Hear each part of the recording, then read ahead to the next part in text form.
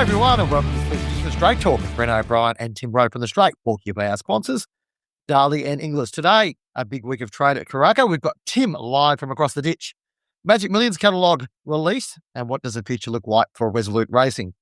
In racing, we talked to Aaron Morrison about the state of Racing Victoria, having released their annual report. Look at racing in South Australia's books, record numbers in the Melbourne Cup Carnival, and Chris Waller's $40 million spring. And in wagering, a downturn for Sportsbet and a 2026 court date for Entain. Tim, welcome in from Karaka, where the 2025 ready-to-run sale has just been completed. First things first, give us a summary of what went on there over the last couple of days. Tim, looked like pretty brisk trade. Well, it's in terms of for NZB, it's a record trade for their sale. On last year's was a record trade of sort of a bit over 38 million, I think. This at the time of speaking, it's about 41 million. Yes, the catalogue's bigger this year, sort of 480 lots, probably 370 or 60 horses after withdrawals, but so more horses on offer, but certainly the median's up and but very strong sale, particularly today. It sort of picked up again with Mr. Young, so that he makes all the screens for all the phones, Samsung and Apple, so that's where all his money comes from, and if he wants a horse, no one can outbid him generally. So he sort of stepped up and bought 11 horses today after buying 4 yesterday. Vendor was a little bit unlucky in that he had an important business meeting for about 2 or 3 hours during the sale yesterday, so that halted him. But today he made up for it and bought 11. Yeah, it was actually pointed out to me last week when I was at the Melbourne Cup. We were talking about Zhang Yusheng, the Yulong founder and financier. It's like someone said to me, described it as racing is about 0.2% of his business. We forget sometimes that while they're very important, these guys for the broader racing and breeding industry and bloodstock industry, in terms of their overall contribution or what it means to them as a business, it is a part of what they do. It's not all of what they do. So it's interesting as that work out. And Tim, you had a chat with Andrew Seabrook from NZB about sort of how the week panned out. Joined by Andrew Seabrook from New Zealand Bloodstock soon after what Andrew, I'd have to say, was a successful 2 days of trade of more than 40 million. Yeah, thrilled, Tim. Last year was a record 38.5, so to get 40.7, and I'm sure the boys and girls are still working at the moment, and I reckon we'll get over 41 million before the day's out. But no, really good. The median was up from 90 to 100, so that middle market was up 10%, which was great. The average was up from 151 to 157. Clearance at the moment, 73%. I'm sure that'll climb. That's down a little bit at this stage, but remembering we're offering more horses, so that's still a very respectable clearance rate for a 2-year-old sale. So all in all, really, really pleased. I think that the two highlights for me were with the Australian spend. Australia have really embraced the sale of the last couple of years, and why wouldn't they, with the success of the graduates in Australia the last 24 months with some serious Group 1 horses. So Australia are, just off the top of my head, I think they were from 12 to 15 odd million. So up $3 million spend for the Aussies. And China was huge. China spent 3.5 million, I think. So, we've been doing a lot of work over China for a long time. So all that sort of hard work it was great to see it pay off over the last couple of days with some big Chinese money, which you and I discussed about a couple of days ago. And I think that they bought some big lots and led by some members of the Jockey Club who the mainland Chinese. There's a few of them that are members of the Jockey Club now. So that's great to have that money here as well. On that, with when we think China at the moment, we think Yulong and Mr. Zhang, but there is a lot of other wealthy individuals that have come in and they'll buy yesterday, bought the top lot pair, or he bought 2 very nice horses and a pair in Kanto. He's hoping to get a permit to race in Hong Kong. So there's sort of a new frontier given no Singapore and no Macau. Exactly. And when Singapore shut down last year or a couple of years ago, and when we lost Macau, we needed another market to step up. And last year it was Malaysia who bought 42 or 43 horses. And they were again very active here, but it was China this time that has really stood up. And as I think they bought 3 separate Chinese buyers who are members of the Jockey Club spent big money. So great to see.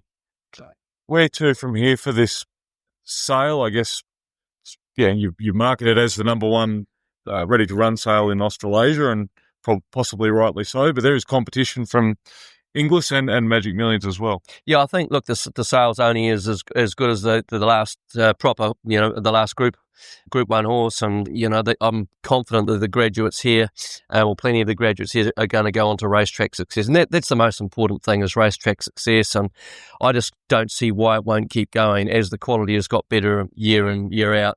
We've seen more Group 1 success in Australia, New Zealand and further afield. So as long as those group successes continue, as long as the success on the track is, continues, there's no reason why it won't remain the best 2-year-old sale in Australasia. And I know that people love coming and buying our horses off our brilliant New Zealand preparers and vendors, the consigners who do a wonderful job. I think they really appreciate looking at the horses run down on one track. The consistency at Te Rapa over 2 days on a grass track, I think, is a big help for the sale. And New Zealanders probably really have to sell, perhaps more so than the Australians, given that we just can't pass a horse in and run it for $150,000 on the Saturday. So they come here motivated and keen to sell, and I think that's a big advantage for the sale as well.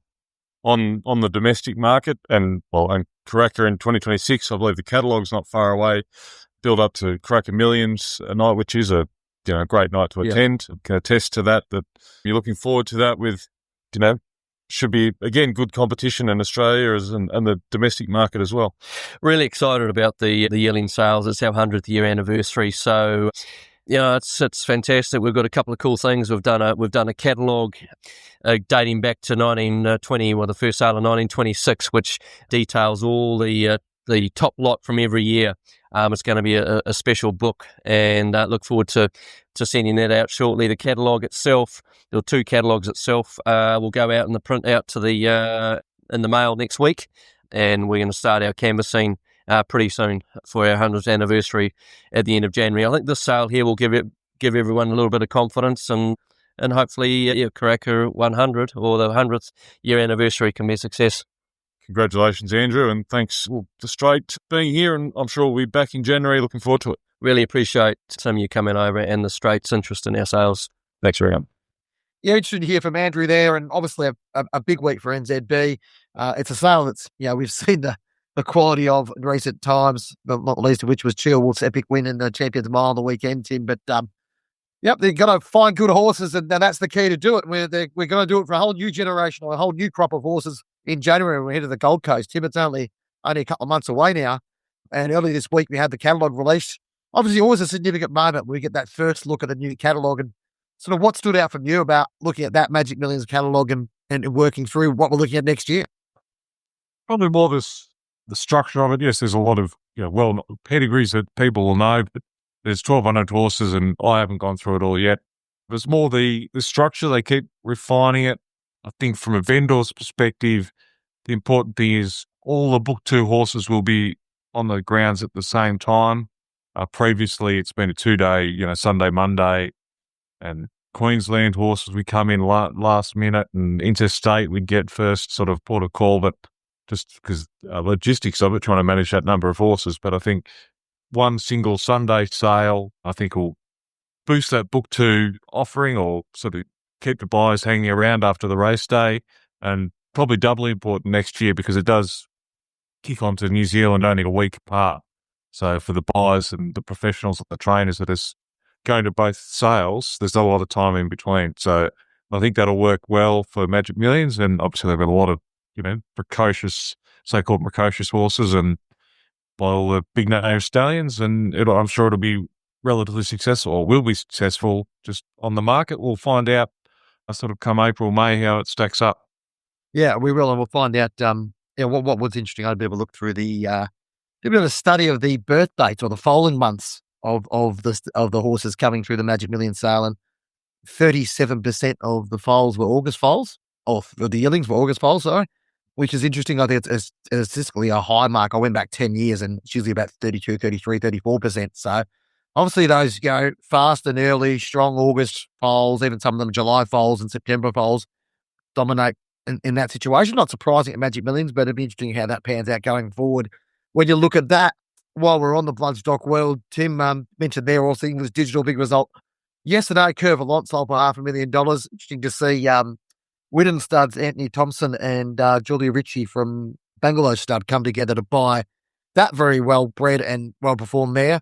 Yeah, obviously got a date with Zoostar in the near future. So issue one from that perspective. And finally, a breeding of bloodstock, Tim, a piece you sort of looked at early this week in Roll Monday. John Stewart and Resolute Racing, where are we at with them? Obviously, he's been a massive investor globally, including in Australia over the last couple of years.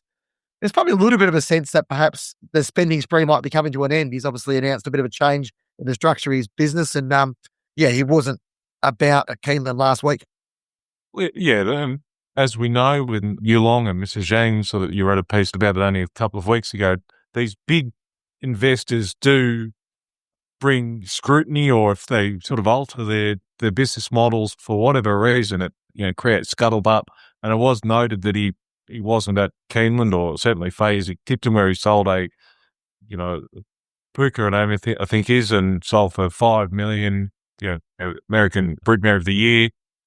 It actually made good money out of that mare. But the fact he wasn't there creates innuendo, I guess. And who knows? He has bought a lot of horses over the last few years. So at some point you have to consolidate, no matter who you are, I would have thought. So maybe there's nothing in it, but he's just holding back and sort of, regrouping. That was, the mare's sales. Maybe he doesn't have that big. Interesting sort of heading the next sort of 12 months, whether Magic's can get into January or Inglis, whether he sort of continues to dip his toe in the water in the Australian market, but that might reveal a little bit more. Yeah, and obviously he's got, again, we spoke about before, these guys have got big businesses to run. He runs a massive investment fund. Chelsea, his wife, is now running Resolute Racing, and that may warrant a change of strategy, but we say these things all the time. The challenge is everyone's looking for the next whale, aren't they, Tim? So the next one looking for someone to come in to invest. The following segment is brought to you by Darley. You can really spot the trend with these shuttle stallions, can't you? Harry Angel came down here and nailed it. Too Down Hot's doing the same. Gaio followed. Absolute powerhouse. And now it's Native Trail's turn. He's the best unbeaten juvenile colt from that Danzig sire line. The same Green Desert family that produced I'm Invincible. Unbeaten leader of his crop at 2, faster in the Dewhurst and Shamadale, Pinatubo, even City of Troy. And when he won the Irish 2000 Guineas, he did it quicker than Kingman, Paddington and Dubawi. If history tells us anything, when this type comes down, they tend to fire. On to racing now, Tim, and Racing Victoria announcing their annual report today with a $8.85 million net deficit, around a $3 million improvement from last year. The normalised deficit was about $2.5 million, but I guess the headline figure is the factor in the red. I had a chat with Aaron Morrison. We'll get onto that in a minute. But what was interesting out of that is, obviously he preferred it being the black, but it has been a big change. A lot of change going on at Racing Victoria and a lot of change in the funding model as well. So I guess to a certain extent, they are, one of the two big PRAs in Australia. Everyone looks to them as where the guidance of the industry is going. But it appears to be a time of transition. And look, it also appears that perhaps that there's a sense that things are on the improve. I haven't had a chance to, read your article yet, Bren, but I'll be jumping on the straight and doing that. But look, the figures suggest that maybe the turnover sort of reached the bottom and it's heading back up again. And, they had to make changes, and that takes a while to come to fruition. So, I wouldn't be perhaps too concerned, particularly depending on what Aaron told you about, the future, that hopefully they're on the right track. And, Racing Victoria's pretty healthy, particularly given the crowds that attended Cox Plate, Caulfield, and certainly Cup Week, given the weather. Yep, and here's what Aaron Morrison had to say when I asked him about the year that just passed. It's clearly been a year of transition, right? Not just in respect of the numbers, the funding model, but also, as you say, the team, the focus of the business, the structure of the business. They're all basically central to the story of that last financial year. So we're reasonably okay with where we landed, but I'd sooner have us in the black again. Yeah. But we've been trading in this position deliberately, with the support of the board, maintaining returns to industry and returns to participants as a priority, while we sort of transition through, as you say, the industry funding structure, and we made changes to our business model. Just on that sort of funding structure, I mean, you were sort of, assured and sort of did the planning that it would work out, that you wouldn't be any worse off and that things would work. Is you sort of feeling that that's how it's panned out, Aaron, in terms of moving forward and how you plan moving forward? That obviously it's a moving feast, but you can plan with some degree of certainty.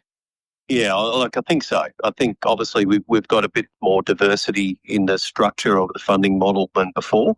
There's fixed elements that give us the certainty, and then there's the greater share of point of consumption tax receipts, which, as you know, gives us a bit of a hedge if racing wagering declines. Yeah.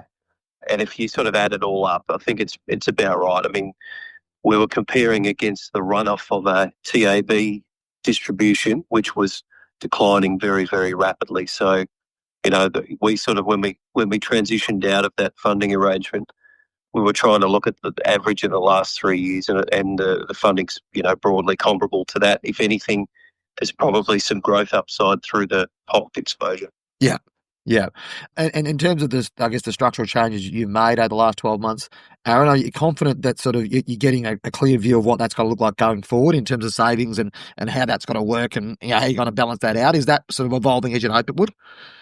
Yeah, I think it's sort of two phases. There was some initially when I came on as CEO, there were some changes that were made at senior executive level, and then later on was the sort of main changes I made to the media business to in-house those, remove the board and simplify the governance structure. And then we made some more changes which didn't happen until May. Yeah.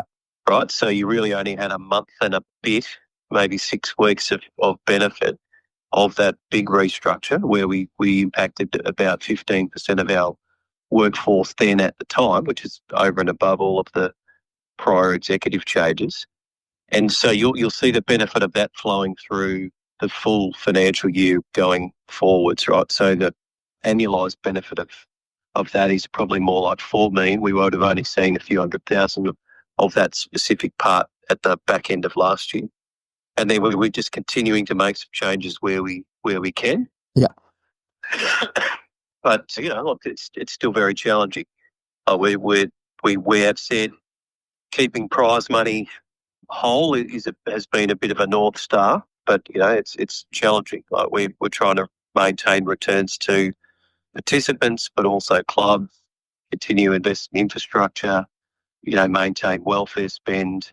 I feel comfortable that RV's doing the things that it can to be lean and efficient. Yeah. And make positive changes so we are in a position to be able to look after the industry. On to Racing South Australia, Tim, and they also put out the annual report this week. It's annual report season. There's a bit of it going off at this podcast today. For those of you who like your figures, you'll be happy. For those who don't, you might learn something one or two. But anyway, Racing South Australia recording a $3.6 million deficit. Last financial year, it's just a little bit more than they budgeted to. Obviously, similar to what Racing Victoria, going through that period where wagering dipped down and they had to readjust their business model. Obviously, have made some changes at the executive level as well, so it's been a time of change at them as well. They expect to make a $1 million deficit this year, or to record a $1 million deficit this year. I don't know if you make a deficit, but planning to be back in positive by 2027 or financial year 2027. So, again, time has changed. What the thing probably pleasing from their perspective is that turnover was only down 1.3%. And their field sizes, Tim, they're going through the roof. 10.8 average. Now, that's New South Wales is about 9.3. So that's a big win for South Australia, in a state that doesn't have a hugely strong breeding industry. It doesn't stand a lot of stallions, and there appears to be a great sort of drive towards increasing the number of horses per race, which obviously has a net positive on turnover. For sure. I was obviously here in New Zealand, and Ned Taylor, who trains with Aaron Bain, he's over here and bought a nice Savonville colt for those inclined.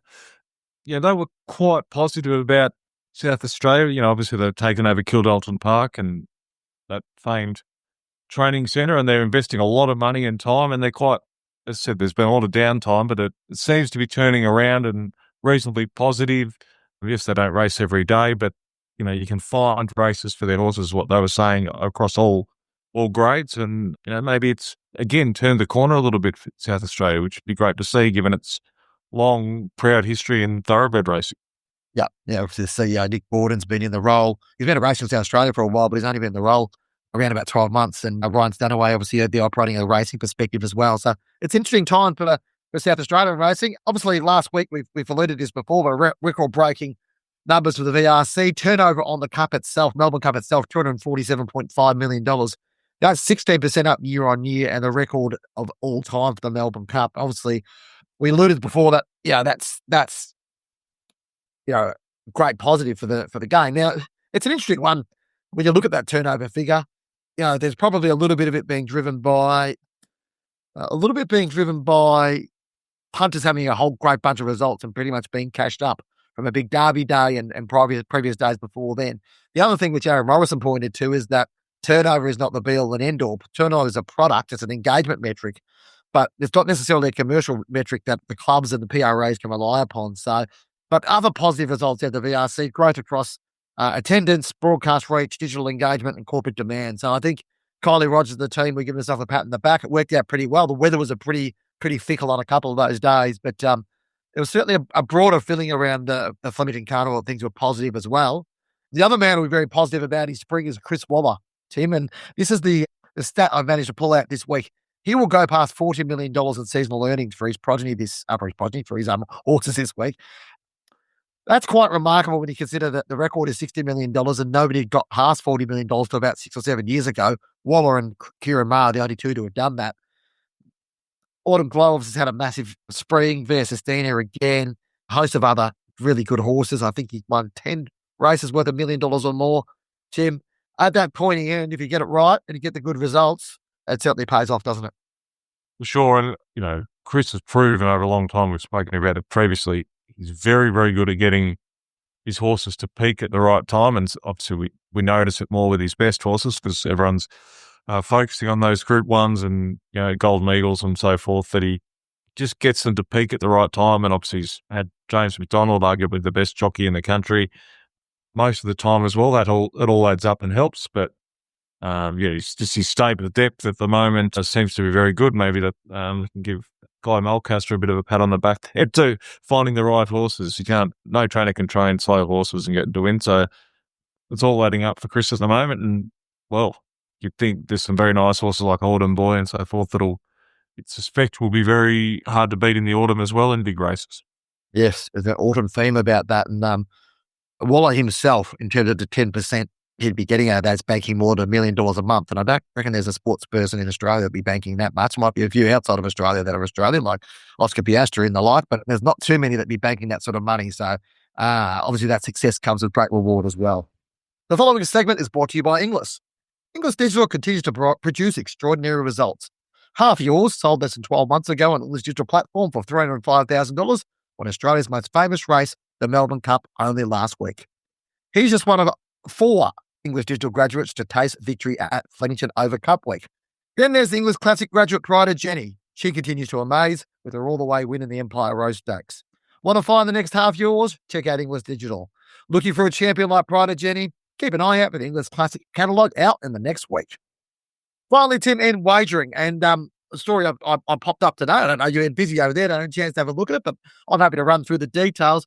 Sportsbet, or Flutter, who's Sportsbet's parent company, announcing that there's a few headwinds there. It's interesting we talk about this turnover bump and these other challenges, but it's not necessarily yet flowing back onto the Australian wagering companies or the companies in Australia.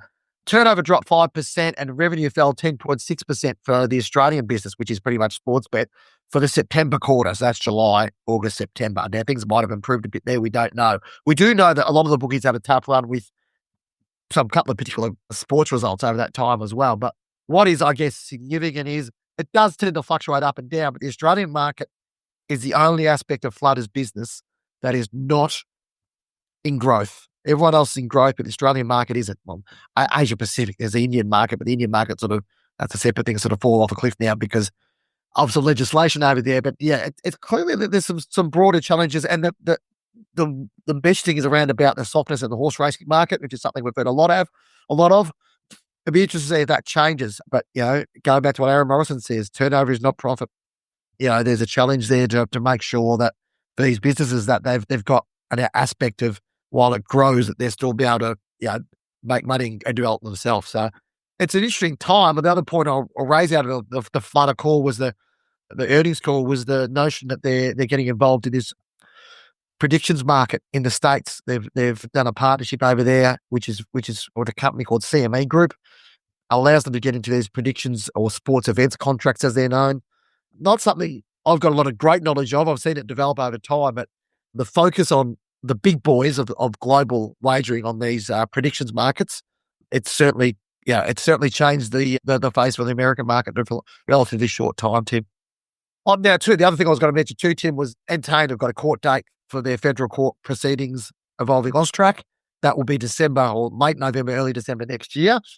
That case may get settled before then, but I did just want to sort of raise that as significant development in that. And Entain have said that if they will defend themselves in court if they need to, and that will be a significant one because it'll be challenging for the first time the AML, Anti-Money Laundering and Counter-Terrorism Financing Act for a wagering provider. It's been, there's been cases before which haven't been fully tested. This would fully test that. So if that does extend to that, obviously there's another 12 months of uncertainty for Entain and Ladbrokes and Neds in that regard. But it's an interesting time in that regard. And anything else out of New Zealand, Tim? Sort of touched on with Andrew Seabrook. It's 100 years of the National Yearling Sale next January, and the catalogue will be coming out probably next week. So it's a big, worthy time for NZB to look back. And at this side, I think they've been here for nearly 40 years. It's right on the edge of Auckland these days, and there's a little bit of optimism there for NZB and the New Zealand industry. So I always enjoy coming over to New Zealand and looking forward to getting back there in January. And I think maybe you'll even be coming across as well.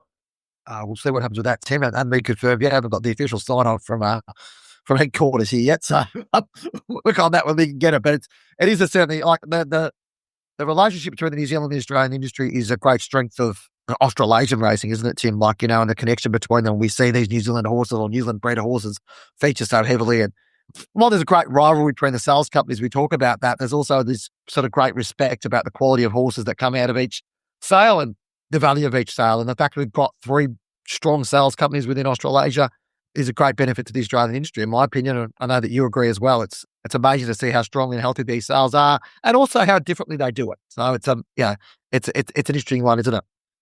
Sure. Yeah, definitely. And just I guess New Zealand, their broodmare population like Australia's is declining, so it's a bit concerning. And the new stallions, and there's limited stallions, but they've got the Brendan Lindsays of Cambridge starting, and the Chittix obviously, and sort of the next generation coming through there as well with George and so forth. That that they'll try and reinvest and keep reinvesting and continuing the industry on and breeding good horses. There's some new Australian faces at this sale this week that points to the fact that they want to get involved. And it's OTI Racing, you've got a syndicator's license here, My Racehorse, and yes, there's a little bit of interest and reasonably positive without overstating it. Yes, and obviously from a wagering perspective, it's been a big change over there the last couple of years with Entain's involvement over there as well, which has changed things up and provided much greater prize money and some hopefully some longer term strength in that New Zealand market, albeit that Entain have a virtual monopoly now in New Zealand, which have changed things around a little bit. But anyway, interesting times. Safe travels back, Tim. Thanks everybody for joining us on Straight Talk, brought to you by our sponsors, Darley and Inglis. Don't forget to give us a rating where you're listening to our podcast. Be sure to subscribe. Speaking of subscribing, check out the Straight subscription. Become a member today, $19 a month, $199 per year. It's a bargain, I guarantee you. You get all the value of all the content we can get. And we can give you $20 off if you put early member 2 in the coupon field, $20 off for the year. So make sure you get involved in. Don't forget to send us an email, editor@thestraight.com.au, and let us know anything you want us to talk about, possible interview subjects, anything else you want us to go, any feedback you've got about Straight Talk. Thanks for your time, and we'll talk to you again next week.